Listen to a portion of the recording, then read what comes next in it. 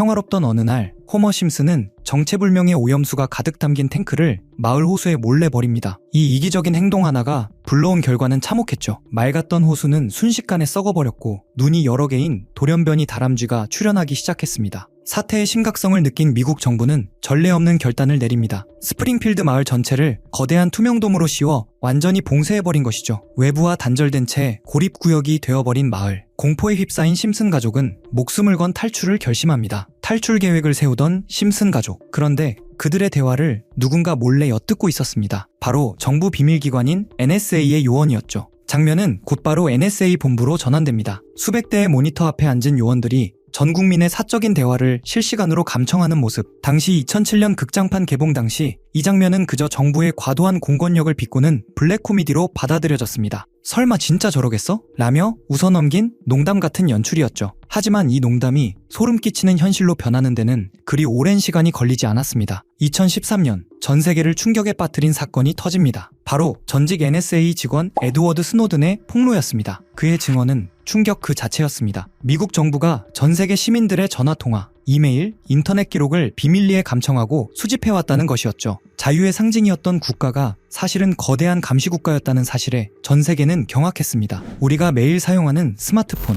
메신저 대화, 인터넷 검색 기록까지 그 모든 활동이 어딘가에 저장되고 누군가에 의해 감시되고 있었다는 사실. 심슨 가족은 이 끔찍한 진실을 스노든의 폭로가 있기 무려 6년 전에 이미 한 장면으로 정확히 그려냈습니다. 단순한 풍자였을까요? 아니면 내부 사정을 알고 있던 누군가의 경고였을까요? 우리가 화면 속 요원들을 보며 낄낄거리던 그 순간에도 어쩌면 현실의 요원들은 우리의 마이크를 켜고 있었을지도 모릅니다. 6년 앞서 감시사회에 민낯을 공개했던 심슨 가족. 그들의 예언이 무서운 이유는 그것이 늘 우리 곁에 숨어있는 진실을 꿰뚫기 때문입니다. 진짜 무서운 건 지금부터입니다. 심슨이 지목한 2026년에 일어날 더 거대한 사건들이 우리를 기다리고 있으니까요. 과연 여러분은 이 노란색 가족이 예고한 다음 현실을 감당할 준비가 되셨나요? 지금 바로 심슨이 꿰뚫어본 또 다른 미래들을 확인해 보시죠. 2010년 10월 3일 전 세계가 한창 페이스북 열풍에 빠져 있을 때 미국의 한 애니메이션은 아주 기괴한 장면 하나를 내보냅니다. I dropped out of Harvard. You did? I'll get the best kind of degree.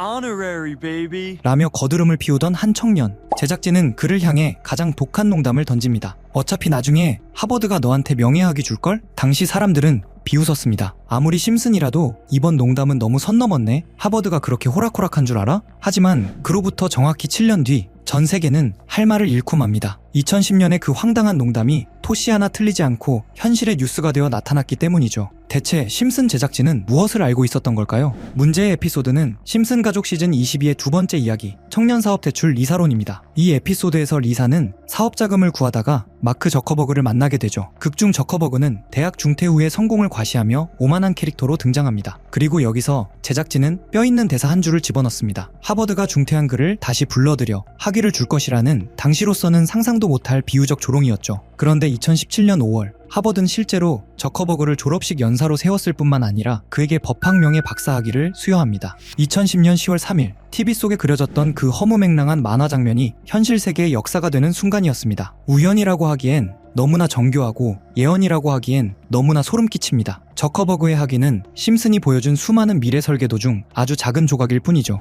우리는 매일 수백만 개의 웹사이트와 유튜브 영상들을 넘나들며 세상과 연결됩니다. 손가락 끝 하나로 우주의 비밀을 엿보기도 하고 때로는 감춰진 진실을 파헤치는 무기를 얻기도 하죠. 하지만 우리가 보는 그 정보들 과연 100% 진실일까요? 2000년에 방영된 심슨 가족 시즌 12 블로거의 탈출 게임 에피소드는 오늘날 인터넷 여론 조작과 정보 통제의 무서운 단면을 소름 끼치도록 정확하게 묘사하고 있습니다. 새로 산 컴퓨터로 홈페이지를 만든 호머. 하지만 아무도 찾지 않는 유령 사이트일 뿐이었죠. 실망한 호머는 대중의 본성을 깨닫습니다. 사람들은 따분한 진실보다 자극적인 찌라시에 열광한다는 사실을 말이죠. 그는 익명의 제보자 미스터 X라는 가면을 쓰고 동네 술집에서 주워들은 은밀한 소문들을 폭로하기 시작합니다. 그런데 놀랍게도 그가 올린 자극적인 폭로들이 하나둘 사실로 밝혀지며 호머의 사이트는 언론과 대중의 폭발적인 관심을 받게 됩니다. 익명의 힘이 기성 언론을 압도하는 현대판 1인 미디어의 탄생을 이미 20여 년 전에 예견한 셈입니다. 퓰리처상 상금에 눈이 먼 호머는 결국 자신의 정체를 밝히고 맙니다. 하지만 정체가 드러나자 지인들은 입을 닫았고 더 이상 자극적인 정보는 들어오지 않았죠. 인기에 목마른 호머는 위험한 선택을 합니다. 바로 말도 안 되는 허황된 음모론을 직접 지어내기 시작한 겁니다. 그런데 기묘한 일이 벌어집니다. 호머가 지어낸 무책임한 가짜뉴스들이 오히려 대중의 호기심을 더 강하게 자극하며 사이트는 전성기를 맞이하죠. 이는 오늘날 가짜뉴스와 확증 편향이 지배하는 인터넷 세상을 날카롭게 비판하는 장면입니다. 우리가 믿고 싶은 정보를 위해 얼마나 쉽게 진실을 외면하는지 심슨은 호머의 키보드를 통해 보여주고 있습니다. 무책임한 폭로를 이어가던 어느 날 호머는 의문의 괴한들에게 납치되어 아일랜드라는 섬으로 끌려갑니다. 그곳은 전 세계의 유능한 발명가, 정치인, 경제인들이 모여 사는 소위 선택된 자들만의 요새였습니다. 섬의 수장은 말합니다. 네 사이트가 우리의 비밀 계획을 망칠 뻔했다. 호머가 장난처럼 써내려간 음모론이 사실은 그들의 실제 계획을 건드렸던 것이죠. 이 에피소드의 결말은 더 충격적입니다. 결국 모든 가족이 섬에 갇히게 되고 약물과 통제에 익숙해진 그들은 천국이 따로 없다며 안주하게 됩니다. 현실에 순응하고 진실을 덮어버린 채 살아가는 대중의 모습을 상징하는 섬뜩한 엔딩입니다. 이 에피소드가 주는 메시지는 명확합니다. 인터넷이라는 공간은 비밀을 드러내는 도구인 동시에 거대한 권력이 대중을 세뇌하고 격리하는 도구가 될 수 있다는 것이죠. 그렇다면 현실에서도 호머가 납치되었던 그 섬처럼 그들만의 계획이 담긴 비밀 사이트가 존재할까요? 제 대답은 그렇다입니다. 우리가 딥웹이라 부르는 공간 혹은 철저히 암호화된 네트워크 너머에는 지금 이 순간에도 인류의 미래를 결정짓는 시나리오들이 오가고 있을지 모릅니다. 당신이 오늘 읽은 뉴스는 진실입니까? 아니면 누군가 설계한 찌라시입니까? 이쯤 되면 정말 궁금해집니다. 이 모든 게 단순히 예측력이 뛰어난 몇몇 시나리오 작가들의 센스일까요? 아니면 우리가 아직 알지 못하는 거대한 정보망과 어딘가 연결되어 있는 걸까요? 심슨 가족은 이후 수많은 에피소드에서 미래, 사회변화, 그리고 코인과 관련된 장면을 계속 등장시킵니다. 배경에 슬쩍 보이는 비트코인 결제 간판, 바트가 만든 민코인이 실제 화폐처럼 쓰이는 장면, 그리고 프링크 교수가 만든 가상화폐가 마을에서 폭등하는 이야기까지. 하지만 가장 유명한 장면은 따로 있죠. 피라미드 모양의 외눈 캐릭터가 등장해 심슨 가족에게 지금 코인을 사라 라고 말하는 대사. 방영 당시엔 그저 지나가는 농담처럼 보였지만 몇 년 뒤 비트코인 붐이 터지면서 다시 주목을 받게 됩니다. 왜냐하면 그 캐릭터의 모습이 일루미나티 상징과 똑같았기 때문입니다. 이후 수많은 음모론이 생겨났습니다. 일루미나티 같은 비밀 조직이 심슨 제작진을 통해 메시지를 흘리는 게 아니냐는 주장도 등장했죠.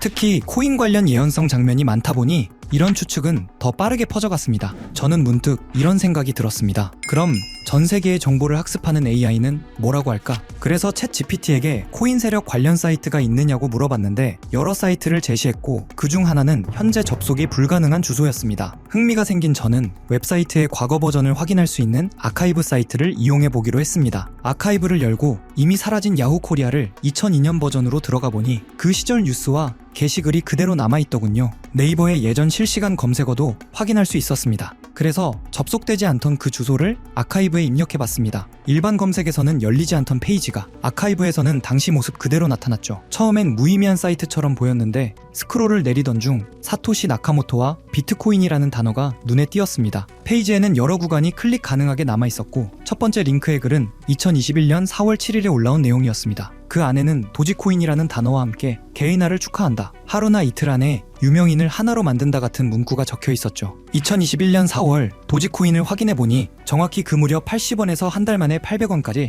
약 1000%의 상승이 있었던 시기였습니다. 게다가 폭등의 중심엔 일론 머스크가 있었죠. 문구의 흐름과 묘하게 겹치는 대목입니다. 여기까지는 그럴 수도 있지라고 생각했습니다. 하지만 두 번째 클릭 구간에서 또 다른 글이 등장했습니다. 2021년 7월 엑시 인피니티라는 이름과 함께 NFT 이 관련 표현이 적혀 있었는데 실제로 엑시 인피니티 역시 7에서 8월 사이 1000% 넘는 상승을 보여준 시기였습니다. 마지막으로 클릭된 구간에는 2025년 12월이라는 날짜와 함께 한국 거래소에도 상장된 한 코인의 이름이 적혀 있었고 RWA 중심의 미친 상승률이라는 표현이 등장했습니다. 해당 코인을 찾아보니 최근 10월 이후로 30% 이상 이미 상승한 상태였습니다. 이런 흐름을 보다 보면 정말 이런 곳에서 거대한 세력들이 정보를 주고받는 걸까? 라는 생각마저 들 정도였습니다. 실제 계획된 흐름처럼 보이는 사례가 몇 차례 있었기 때문이죠. 자, 그럼 이번 영상에서 봤던 사이트에서 발견한 종목 알려드릴 건데요. 일단 좋아요와 구독 한 번씩만 눌러주시고요. 제 개인 번호 다들 아시죠?